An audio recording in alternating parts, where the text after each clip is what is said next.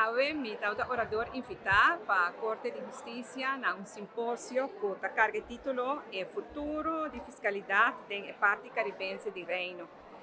Simpósio aqui dedicado a uma despedida de juiz Mari de Wert, que tauta nos primeiro juiz de belasting aqui na Aruba.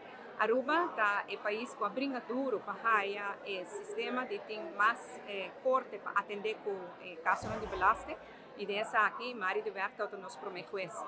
Me conhece, senhor de Ver, porque já acaba prometo ele vir juiz, e tal trabalha na Belastingdienst.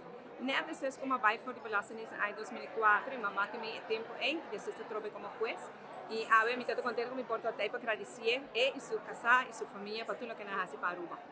O simpósio é um simpósio muito interessante, minha riba palavra, ministra de Finanças de Corsal também riba palavra, e da minha dissertação, minha papi de esforço que Aruba está fazendo para fazer um sistema de belasting mais simples, pero também mais justo e para o governo para ganhar seu fair share mais rígido.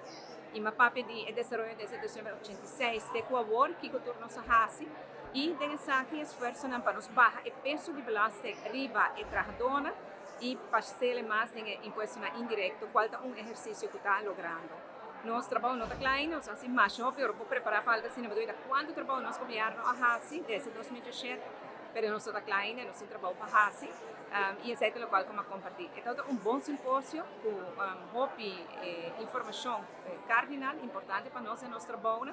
E me agradeço à Corte de Justiça para a invitação e a oportunidade aqui.